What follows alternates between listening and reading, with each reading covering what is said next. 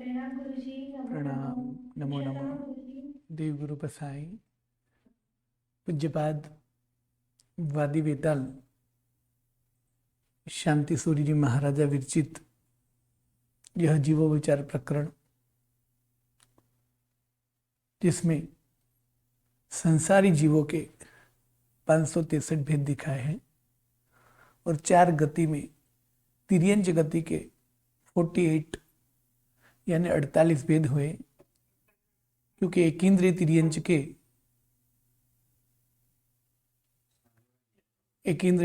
के 22, विकलेंद्रिय तिर्यंच के 6 और पंचेंद्रिय तिर्यंच के 20, इस तरह तिर्यंच गति के 48 भेद हुए।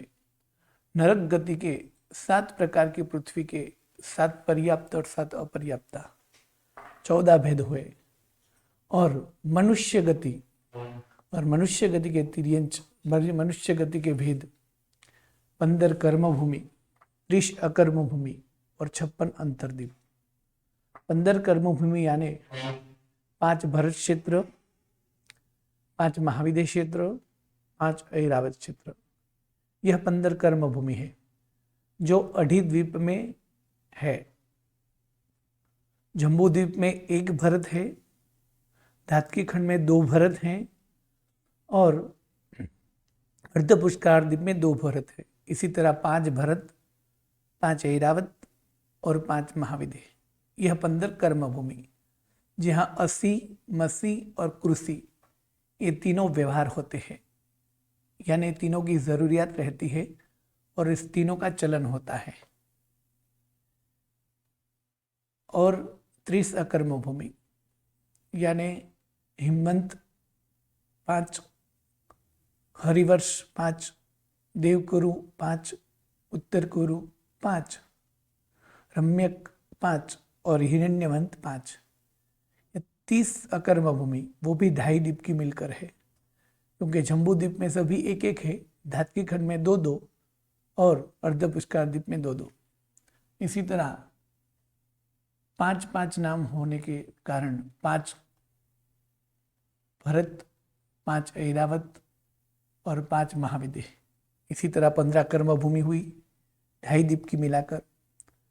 इसी तरह 6 अकर्म भूमि जो है, देवकुरु, उत्तर कुरु, रम्यक, हरिवर्ष, हिरण्यवट और हिमवंत, ये सभी 5-5।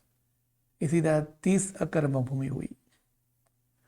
और 56 अंतर्द्वीप यानी जो लवण समुद्र में है, क्योंकि जम्बू द्वीप में 7 क्षेत्र है और हर एक क्षेत्र के बीच में 1-1 पर्वत है, जिसे वर्षधर पर्वत बोलते हैं। 6 वर्षधर पर्वत है।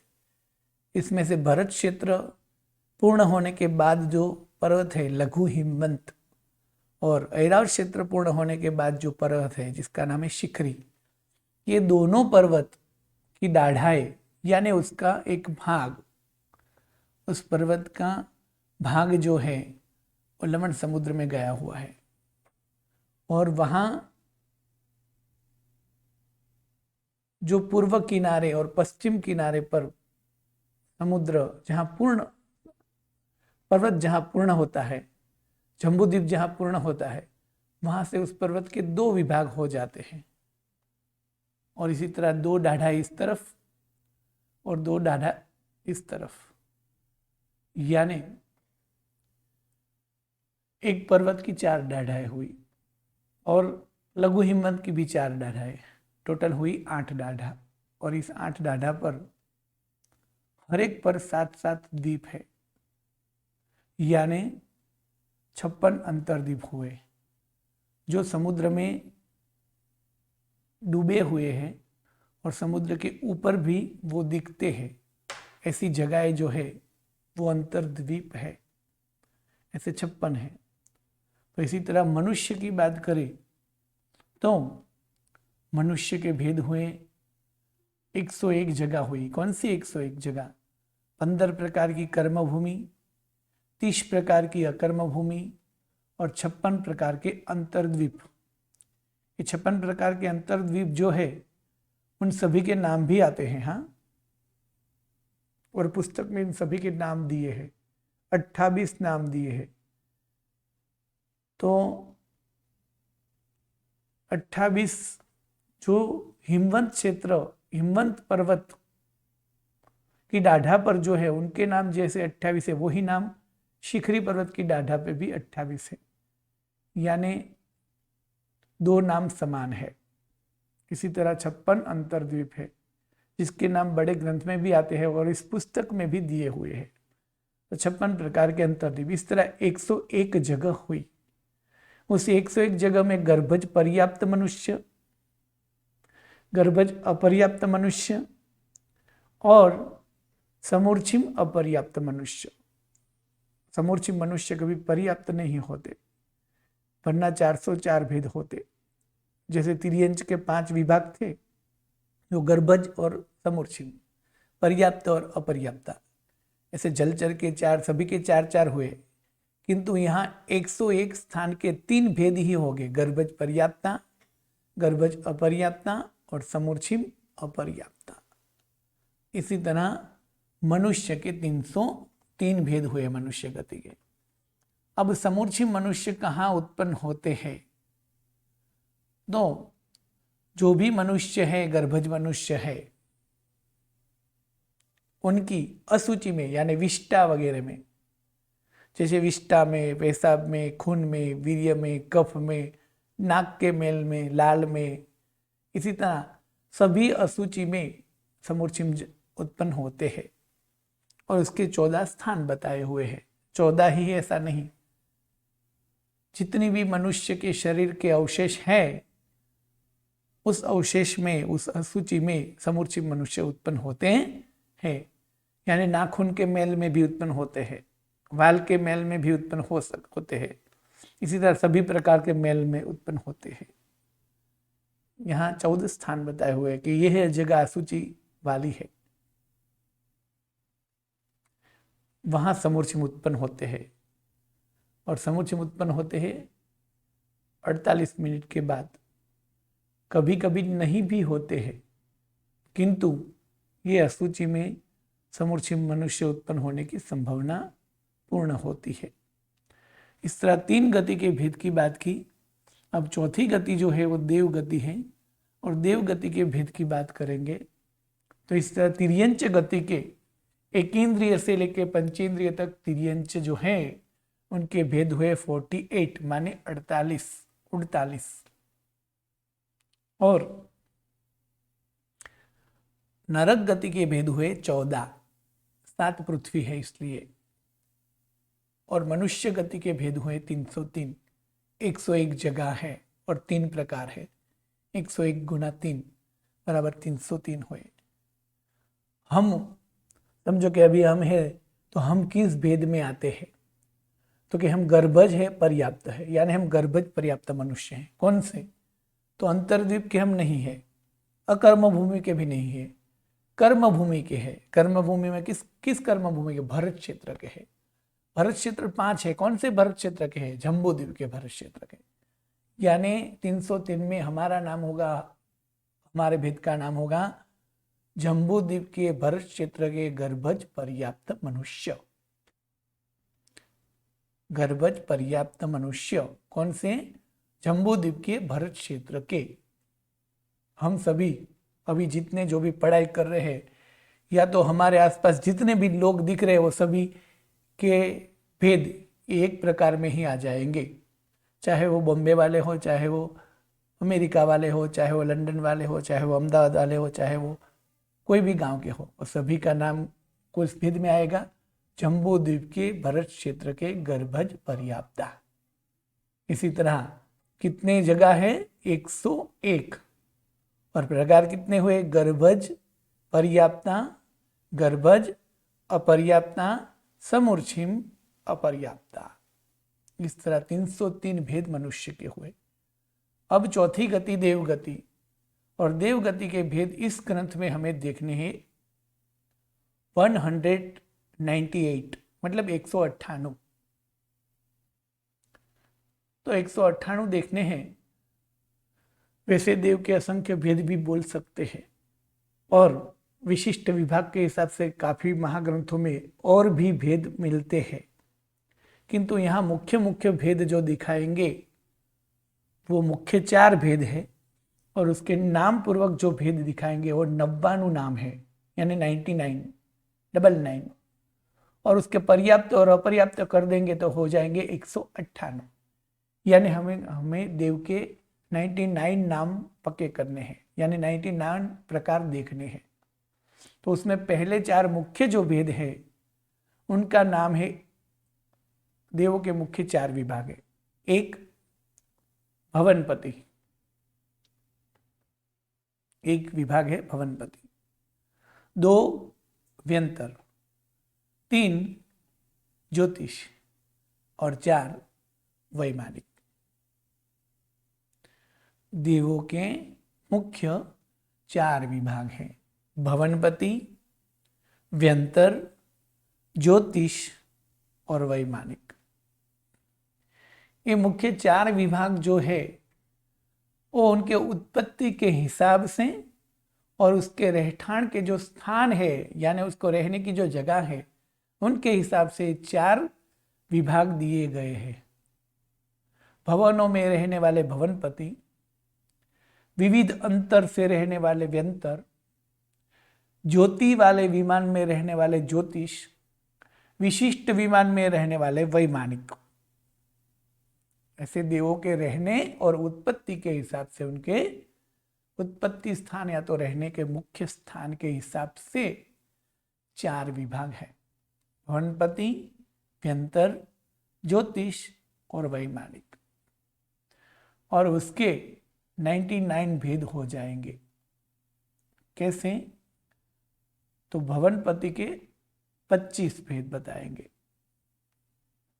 व्यंतर के 26 दिखाएंगे, ज्योतिष के 10 दिखाएंगे, और वैमानिक के जो है 38 दिखाएंगे। इसी तरह 99 हो जाएंगे, यानी 99 भेद हो जाएंगे। तो मुख्य 4 विभाग कौन से हुए? भवनपति, व्यंतर, ज्योतिष और वैमानिक। उनके उत्तर वेद हो गए 99। यहां दिए गए हैं भवनपति के 10 और 15। ये 2 विभाग क्यों हैं? व्यंतर के 3 विभाग है, व्यंतर, बाण व्यंतर और तीरिन चुंबक। ज्योतिष के मुख्य 2 विभाग है, चर और अचर, यानी 5 चर और 5 अचर। वैमानिक के 2 विभाग है, कल्पातीत और कल्पोपपन्न। किंतु 99 नाम पहले हम देखेंगे कौन से 99 विभाग है। मुख्य विभाग कितने हुए? 4। 1 भवनपति, भवनों में रहने वाले भवनपति, जो अधोलोक में रहते हैं। कहाँ? पहली नारक की पृथ्वी के आंतर में। व्यंतर, जो तिरछालोक में रहते हैं ज्यादातर, वो कहाँ? तो कई सारे के उत्पत्ति स्थान हैं पहली नारक की नीचे की भूमि, किंतु 900 योजन के अंदर है, इसलिए वो बोलन पहले बताएंगे तिरछालोक में। ज्योतिष ऊपर की दिशा में किंतु तिरछालोक में। वैमानिक ऊपर की दिशा में किंतु ऊर्ध्वलोक में। भवनपति, व्यंतर, ज्योतिष और वैमानिक, ये 4 मुख्य विभाग, और उसके उत्तर विभाग हुए 99। तो 99 नाम पहले कौन से है और उनकी व्याख्या क्या है, ये बताएंगे। और देवों में मुख्य 2 विभाग है। पहले तो एक तो देव और दूसरी देविया, यानी देव गति में जीव। जैसे यहाँ मनुष्य गति में स्त्री, पुरुष और नपुंसक 3 प्रकार के मनुष्य होते हैं, इसी तरह तिर्यंच में भी स्त्री, पुरुष और नपुंसक 3 प्रकार के पंचेंद्रिय तिर्यंच होते हैं। और नारक जो है वो नपुंसक होते हैं, किंतु देवलोक में देव और देविया, यानी स्त्री और पुरुष जो जाति ही होती है। और देविया है वो भवनपति में, व्यंतर में, ज्योतिष में होती है। वैमानिक में अमुक हद तक यानी 2 देवलोक तक ही होती है उत्पत्ति के हिसाब से। तो ये 2 मुख्य विभाग ये हुए, देव और देविया दोनों प्रकार के जीव देवलोक में है। और दूसरी बात के यह देवलोक की दुनिया भी हमारे यहाँ जैसे राजा महाराजा रानी नौकर चाकर ऐसी व्यवस्था वाले हैं, तो देवलोक की दुनिया में भी 2 विभाग है, जिसमें एक विभाग वो कल्पातीत है,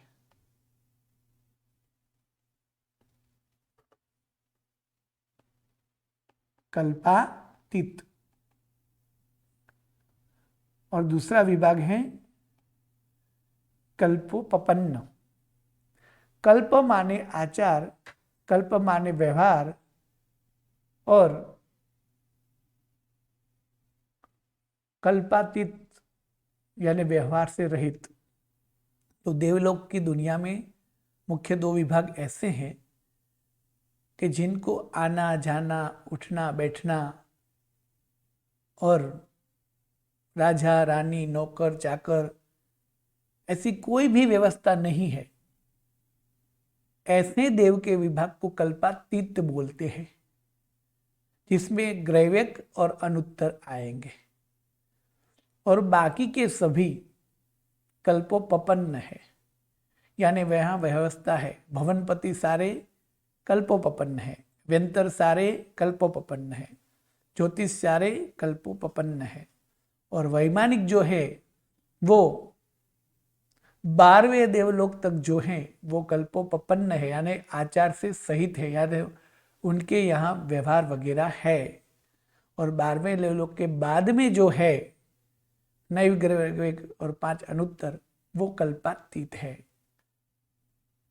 अब कल्पातीत क्या, कल्पोपपन्न क्या, इन 99 नाम कौन से, इन सभी की व्याख्या हम आगे के पाठ में करेंगे। मुख्य विभाग कौन से हुए, भवनपति व्यंतर ज्योतिष वैमानिक, और आचार के हिसाब से आचार वाले और आचार रहित, और उनके नाम है 99। तो 99 नाम 99 विभाग कौन से होंगे, क्योंकि एक विभाग होगा भवनपति, भवनपति जिसकी संख्या यानी प्रकार, हाँ संख्या तो असंख्य है सभी देवलोक में देवो। भवनपति 10 प्रकार के हैं, परमाधामी 15 प्रकार के हैं, व्यंतर 8 प्रकार के हैं, वाण व्यंतर 8 प्रकार के हैं, तिर्यन जृंबक 10 प्रकार के हैं, ज्योतिष 10 प्रकार के हैं, देवलोक 12 प्रकार के हैं, किल्बिसिक 3 प्रकार के हैं, लोकांतिक 9 प्रकार के हैं, ग्रैवेक 9 प्रकार के हैं, और अनुत्तर 5 प्रकार के हैं। इसी तरह 99 विभाग हो जाएंगे, जिसके लिए भवनपति 1, परमाधामी 2, व्यंतर 3, वाणवंतर 4, तिर्यन जृंबक 5, ज्योतिष 6, देवलोक 7, किल्बिसिक 8, लोकांतिक 9, ग्रैवेक 10 और अनुत्तर 11। 11 शब्द यानी मुख्य 11 विभाग के नाम याद रखने हैं, और उसके सामने उसकी संख्या याद रखनी है। तो 11 विभाग और उनकी संख्या देखेंगे तो 99 हो जाएंगे, यानी 99 हो जाएंगे, और वही 99 के पर्याप्त और अपर्याप्त करेंगे तो हो जाएंगे 198, 198। तो वो 11 विभाग कौन से हैं, तो भवनपति से लेकर अनुत्तर के जो 11 विभाग है वो उसकी संख्या क्या है, तो भवनपति की 10 है, अनुत्तर की 5 है, जो जो भी संख्या दी हुई है। तो इस 11 विभाग की व्याख्या और इस 11 विभाग में जो 10, 15, 8 आदि भेद दिए हैं उनके नाम, तो उनके नाम इस प्रकार है।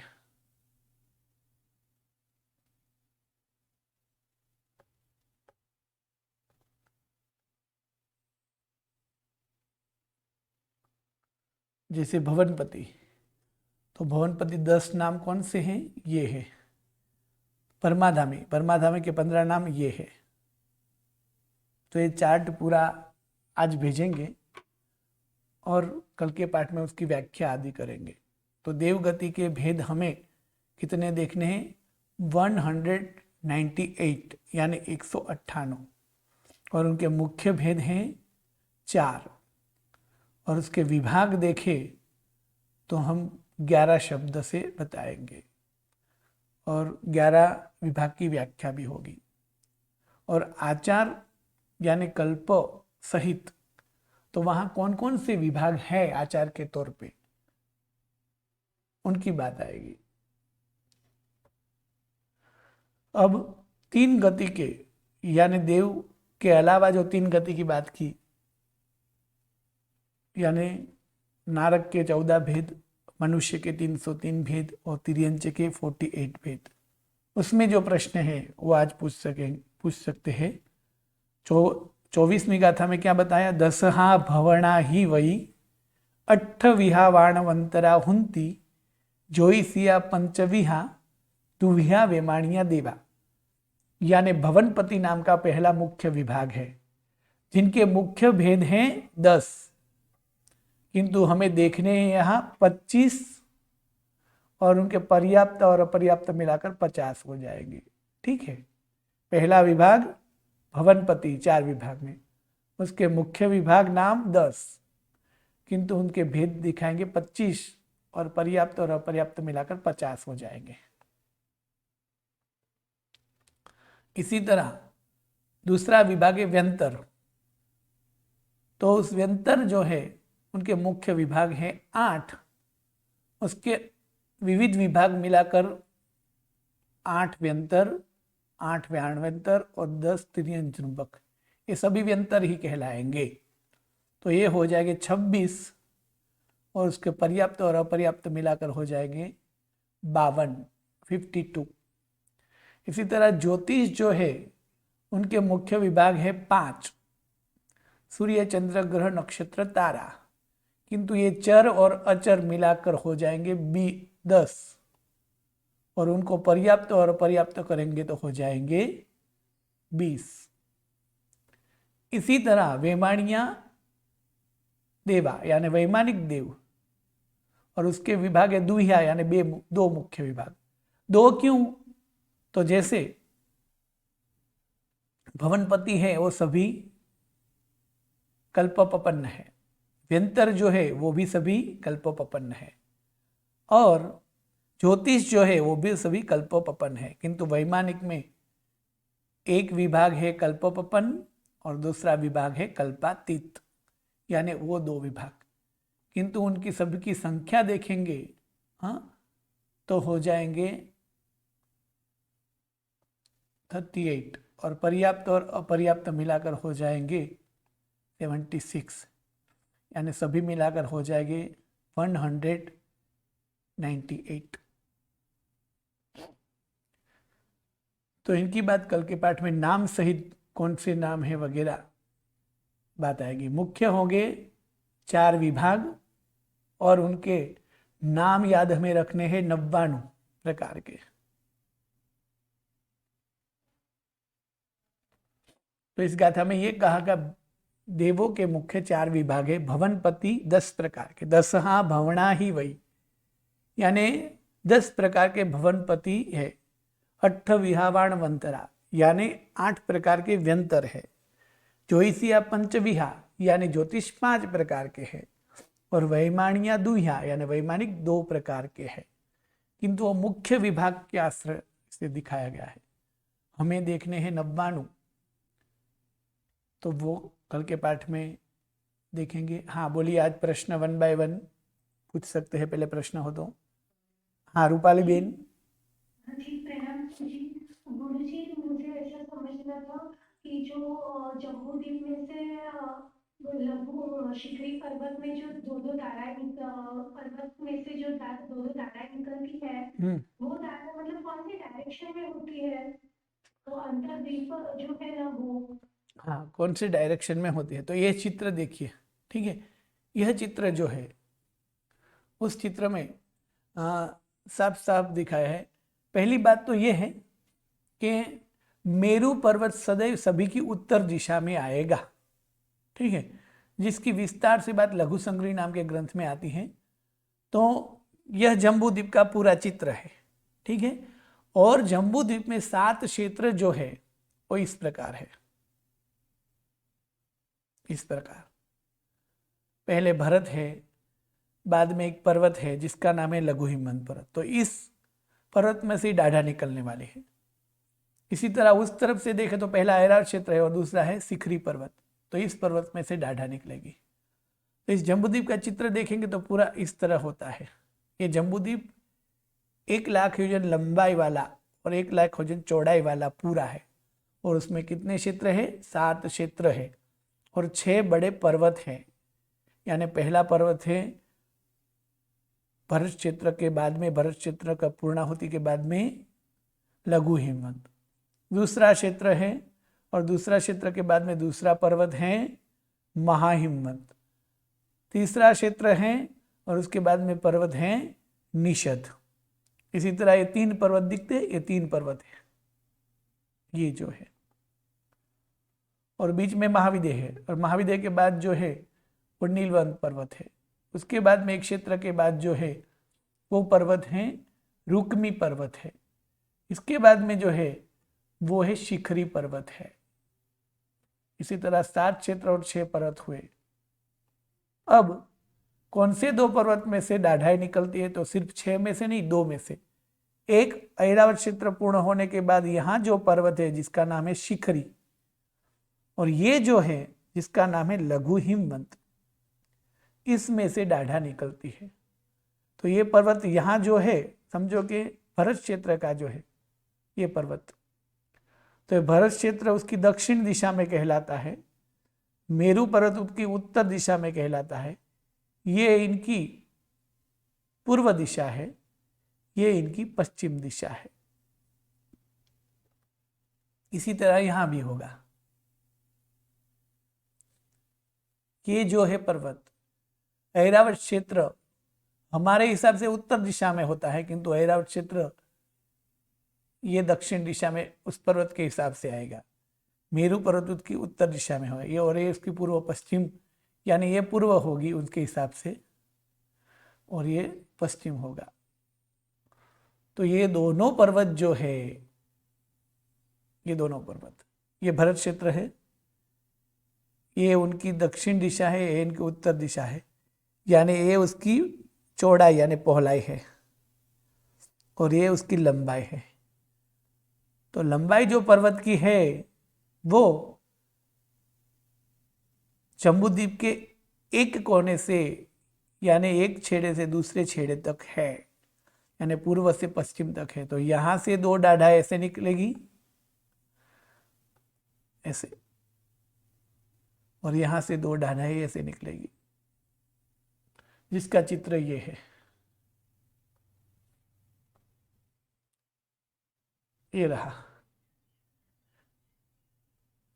ये शिखरी, ये भरत ऐरावत क्षेत्र है, ये भरत क्षेत्र है, और ये जो पर्वत है वो लघु हिमवंत पर्वत है। लघु हिमवंत पर्वत यहाँ जम्बूद्वीप की यहाँ से लेकर यहाँ तक है, और यहाँ 2 विभाग हो जाता है, एक इस तरफ और एक इस तरफ, और इसी तरह यहाँ भी एक इस तरफ और एक इस तरफ, यानी पूर्व और पश्चिम के भाग से 2 विभाग हो जाते हैं, और एक विभाग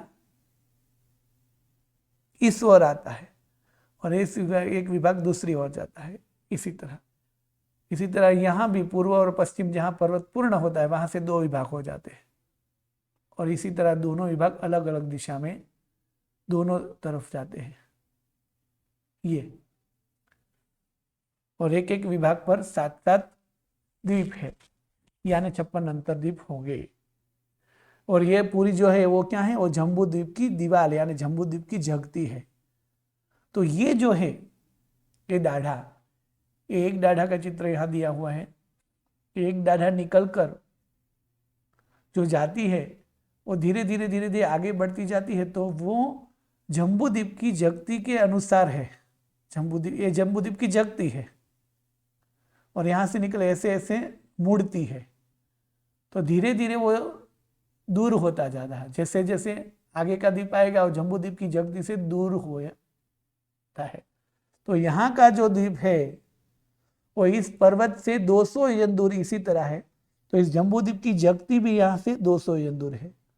यहाँ से ये जो 300 योजन 300 योजन का है वो जम्बूद्वीप की जगती से भी 300 योजन दूर है, और लास्ट में जो है वो 900 योजन का जो है वो जम्बूद्वीप की दीवार से 900 योजन दूर है।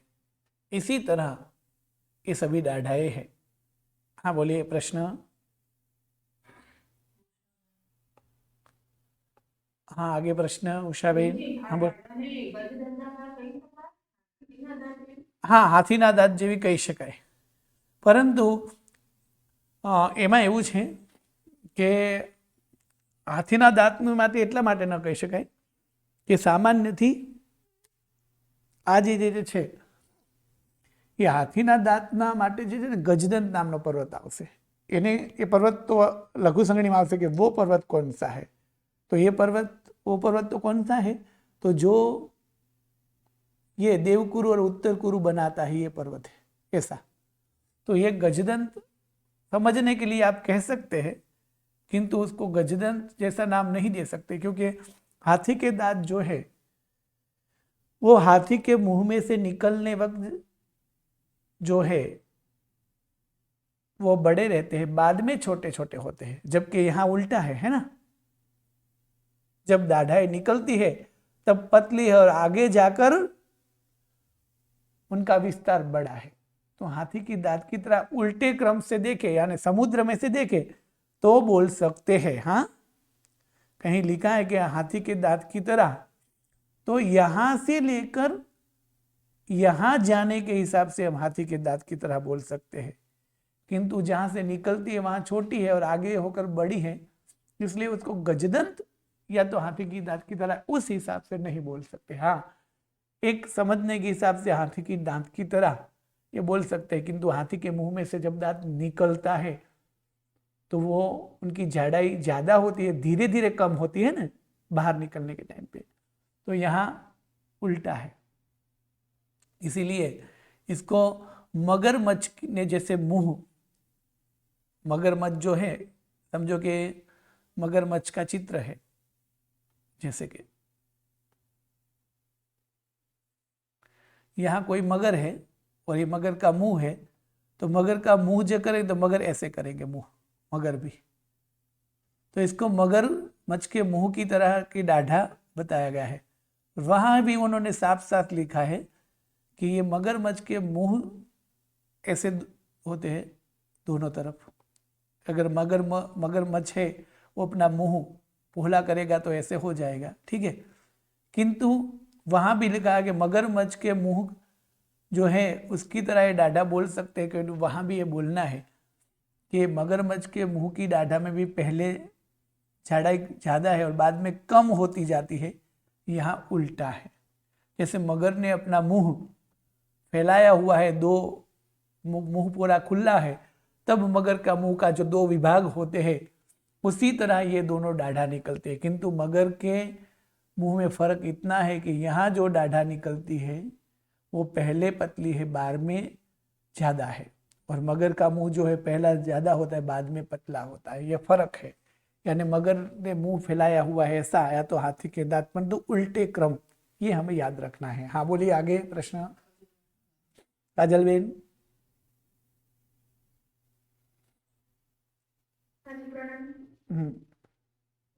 हमेशा अकर्म भूमि में ही पैदा होते हैं, तो वहाँ तीर्थंकर आदि नहीं होते, तो शब्देव भगवान के समय में युगलिक थे, तो वो कैसे? नहीं, देखो पहली बात तो ये कि युगलिक भूमि किसे बोलते हैं, तो यहाँ युगलिक भूमि की व्याख्या ये हुई थी कि सदैव युगलिक भूमि है, हमेशा जो युगलिक भूमि है उन्हें युगलिक भूमि या तो उन्हें कर्म भूमि के हिसाब से गिना गया है।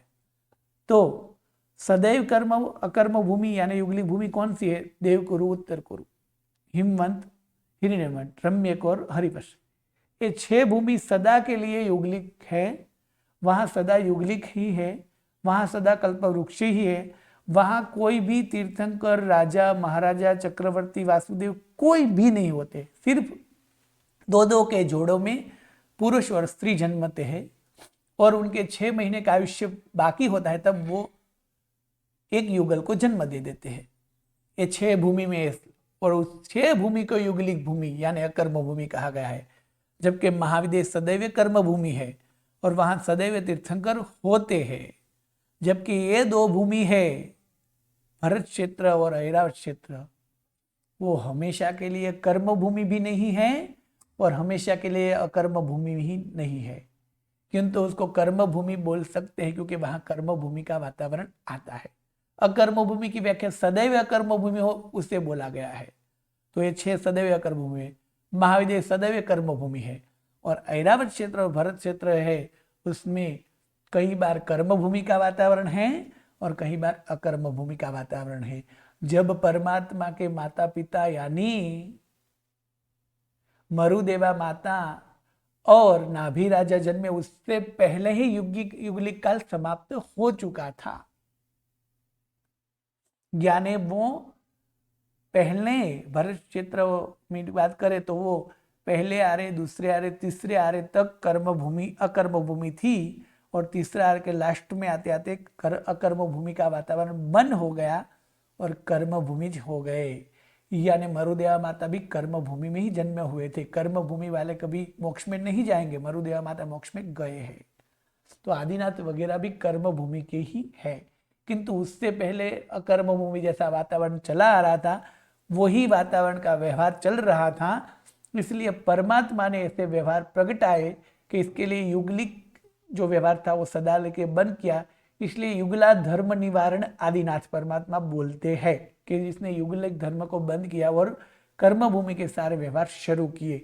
बाकी परमात्मा जो जन्मे वो भी युगलिक भूमि में नहीं जन्मे हैं, तब तक ये दोनों भूमि अकर्म भूमि को मिटकर कर्म भूमि में ट्रांसफर हो चुकी होती है।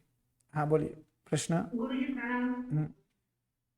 गुरुजी वो आपने वो भरत क्षेत्र जम्मू द्वीप ये सब किया, लेकिन वो अमेरिका वगैरह वो कर्म भूमि या अकर्म भूमि उधर परमात्मा वो लेके जाते हैं, तो उनकी हाँ अंजन शराका होती है, गुरु भगवान जाते हैं क्या क्या? हाँ, इस विश्व में जितनी भी जगह है, आज तक जितनी विज्ञान ने ढूंढी है और आज तक आप जो भी भूमि में गए हैं, यानी वो चाहे पालिताना हो, चाहे बॉम्बे हो, चाहे अमेरिका हो, चाहे लंदन हो, चाहे दक्षिण अफ्रीका हो, चाहे एशिया का पूरा एक कोने से लेकर दूसरे कोने तक हो, यानी शाने आर्कटिक हो या तो शाने एटलांटिका हो, ठीक है, ये सभी भूमि और आगे भी जो भी भूमि शोधेंगे वो सभी भूमि भरत क्षेत्र में आएंगी, यानी वो सभी कर्म भूमि कहलाएंगे। किंतु कर्म भूमि जो है वो भरत क्षेत्र है, उस भरत क्षेत्र का एक ये सभी विभाग है, क्योंकि भरत क्षेत्र आज तक जो भूमि हमें प्राप्त हुई है, जितने भी देश जितने भी खंड वो सभी भरत क्षेत्र में ही है।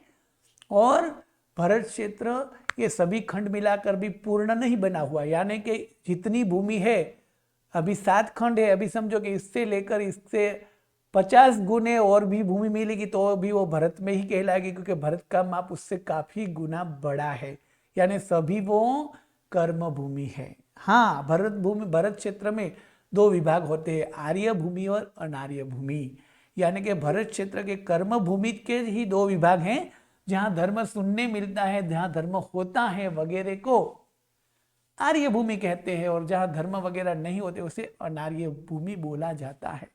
किंतु अब उन सब जगह को भी हम अनार्य भूमि नहीं बोल सकते, क्योंकि वहां भी धर्म वगैरह है। हाँ बोलिए अमिताबेन। ગુરુજી તમે જે ઓલું દેવનું કીધું ને એ મને થોડું સમજાવું નહીં તો જે તમે 99 ને 198 કીધું હતું ને એ કઈ રીતના કીધું? हाँ, એટલે 99 કઈ રીતે થાય? મુખ્ય તો 4 વિભાગ છે, ભવનપતિ, व्यंतर, ज्योतिष और वैमानिक। तो इनके ही हम 99 नाम अभी कल के पाठ में बताने वाले हैं, मतलब 99 कैसे हो सकते हैं ये कल के पाठ में आने वाला है। तो वो तो कल अभी मालूम होगा ना कि कल कौन से 99 है, वो कल देखेंगे, वो तो कल के पाठ में आने वाला है। हाँ बोलिए आगे। हाँ अर्चना बेन। प्रणाम गुरुजी। मुझे तो 56 आपने 56 अंतर भी बताए, उसमें जो मनुष्य रहते हैं हम्म, वो युगलिक होते हैं कि बराबर, हाँ। 56 अंतर्दीप में जो है वो सभी युगलिक होते हैं। देवगुरु उत्तर गुरु में तो युगलिक होते हैं। हाँ, देवकुरु और उत्तर कुरु में युगलिक ही होते हैं। रम्यक और हरिवर क्षेत्र में युगलिक ही होते हैं। हिरण्य और हिमवन क्षेत्र में भी युगलिक ही होते हैं।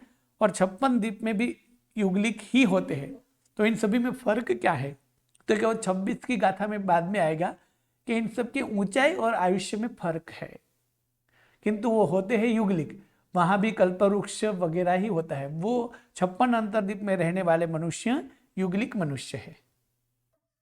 जी वो सब महावीर क्षेत्र में जैसे दोनों साथ में होते हैं, महावीर क्षेत्र क्या पर्वत क्षेत्र में अपने आगे भगवान की जन्म था, वैसे ही है दोनों साथ में युगलिक।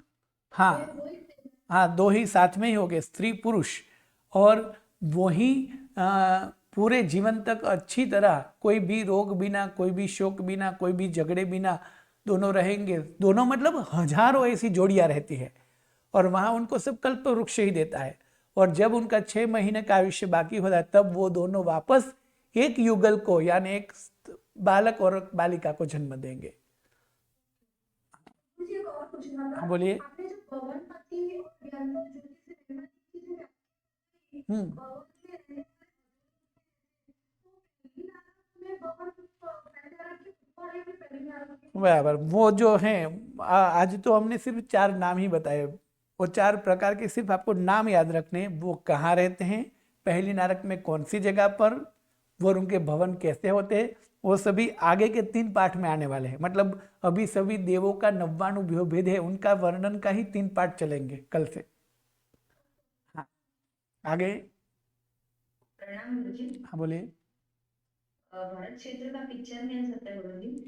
हाँ, ચોક્કસ राजूभाई को बोल दिया है। और आज तक शायद जो है मनुष्य गति तक के जितने आज से लेकर लगभग हमारे 30 चार्ट हुए, तो उस 30 के 30 चार्ट भेज देंगे। आज तक के जितने पाठ हुए हैं उनके सभी चार्ट।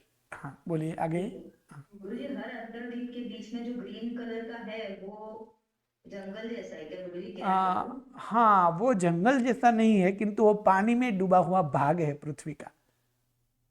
अच्छा, तो ग्रीन कलर ऐसे ही हाँ, वो समझाने के लिए कि पर्वत में से ऐसी भूमि जा रही है और बीच बीच में ऊंची ऊंची 7 भूमियां है। बाकी का सब भाग पानी में डूबा हुआ रहता है। ठीक है गुरुजी, वो सिर्फ समझने के लिए है। ठीक है। हाँ, भाविका बहन। हम्म,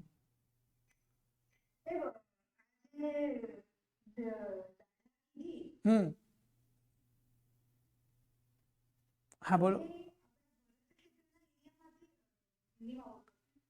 हाँ, गुजराती में बोला છે। हाँ, हाँ, हाँ, हाँ, ભરત ક્ષેત્રના એરિયામાંથી જ બહાર નીકળે અહીંયા ક્ષેત્રમાંથી ઉભા રહીને જોઈએ તો ઉત્તર પ્રમાણે ને ઉત્તરમાં મેરુ પર્વત પ્રમાણે हाँ, તો ભરતમાં ઉભા છીએ તો ભરતથી આપણે ઉત્તરમાં મેરુ પર્વત છે हाँ, અહીંયા ભરતમાં ઉભા ઐરાવત જોઈએ તો ઐરાવતની સાઈડથી તો દક્ષિણ તરફ આવીને हाँ, એટલે સમજો કે પહેલા આપણી વાત કરીએ કે ભરત ક્ષેત્રમાં જે આ પર્વત છે, તો આ ભરત ક્ષેત્ર અહીં આખું આ ભરત ક્ષેત્ર આપેલું છે, જેવી રીતે કે આ આખું ભરત ક્ષેત્ર છે, ઠીક છે, અને આ આખું ભરત ક્ષેત્રની બોર્ડર છે કે આ પૂરું ભરત ક્ષેત્ર છે અને આ આખો પર્વત છે। એટલે અહીંથી બંને દાઢા નીકળશે તો એક ભરત તરફ આવશે અને આ સાઈડથી પણ એક ભરત તરફ આવશે, એટલે મતલબ આ જગતી તરફ આવશે, બરાબર। અને બે છે એ પહેલા તરફ જશે એટલે મહાવિદ્ય તરફ જશે એમ કે તો ચાલે। હા, અને એ રીતે આપણે ઐરાવતની જોઈએ તો ઐરાવત ક્ષેત્ર આ છે અને અહીં પર્વત છે, તો એ પર્વત તરફથી બે દાઢા નીકળશે તો બે આપણી તરફ આવશે અને બે એ ક્ષેત્ર તરફ જશે। હા અને એ જ રીતે જેમાં આપણી બે છાયા ભરતમાં હા, એટલે આપણે આપણા ક્ષેત્રની અપેક્ષા એ રીતે બોલી શકાય કે બે દક્ષિણ દિશા તરફ અને બે ઉત્તર દિશા તરફ। એ જ રીતે ઐરાવત ક્ષેત્રની પણ આપણે એમ કહી શકીએ આ ક્ષેત્રની અપેક્ષા કે બે દક્ષિણ તરફ આવી રહી છે અને બે ઉત્તર તરફ જઈ રહી છે।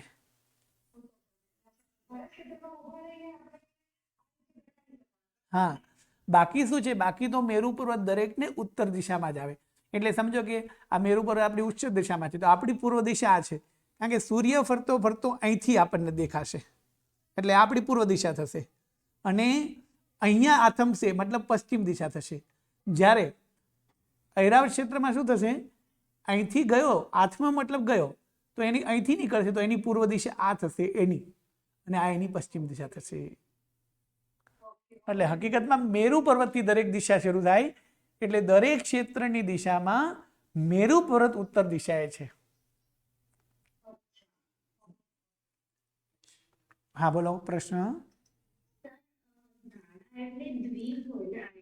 હા દાढ़ा એટલે દ્વીપ, પણ દાढ़ाનો मतलब અહીંયા એમ છે, दाढ़ा का मतलब कि ये पूरा पर्वत है ये, और जैसे पूरा मगरमच्छ है, हम उदाहरण के तौर पे ले तो है ना, और 2 मुख वाला है जैसे, और मगरमच्छ का ये पूरा शरीर है और इस मगरमच्छ ने यहाँ मोह फैलाया है. इसी तरह पर्वत को मगरमच्छ समझना है तो ये दोनों डाढ़ा हुई. डाढ़ा मतलब मगर के मुंह की तरह जो होता है ना, इसलिए उसको डाढ़ा बोलते हैं. इस तरह इस तरफ भी उसका मुंह है तो ये पर्वत का विभाग है, यानी पर्वत का एक ऐसा विभाग जो पहले छोटा है और बाद में काफी बड़ा होता होता जा रहा है, ऐसा एक पर्वत का भाग. हाँ तेजल बेन.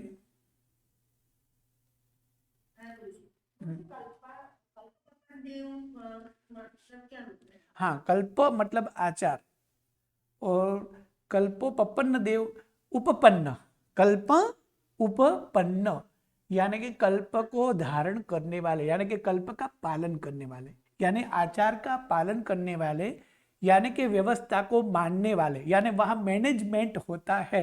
ये कल्प का मतलब मैनेजमेंट, और कल्पातीत मतलब मैनेजमेंट जहां करना नहीं है. उन दोनों की जो मैनेजमेंट कितने प्रकार का है, तो 10 प्रकार का.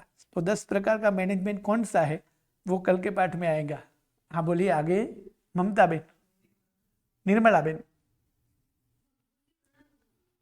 हाँ बोलिए.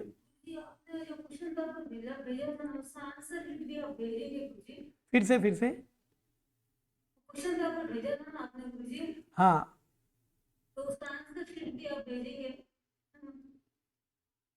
और 22 थावर पे जो दिया था उनका, तो उनके दोनों चार्ट भेजे हैं. पहले बार हमने सिर्फ प्रश्नों वाले भेजे थे, दूसरी बार आंसर वाले भेजे हैं. उनके सामने जो अंक हाँ आज फिर से भेज देंगे. ठीक है आज फिर से भेज देंगे. हाँ कोई बात नहीं. आगे प्रश्न. जूही बेन, हाँ बोलिए.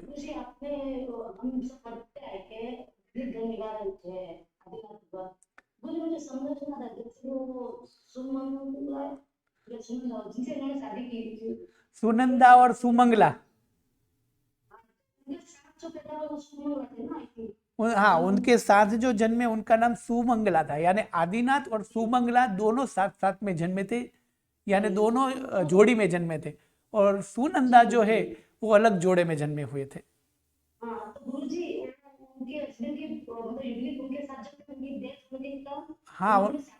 हाँ उनकी डेथ हो गई थी.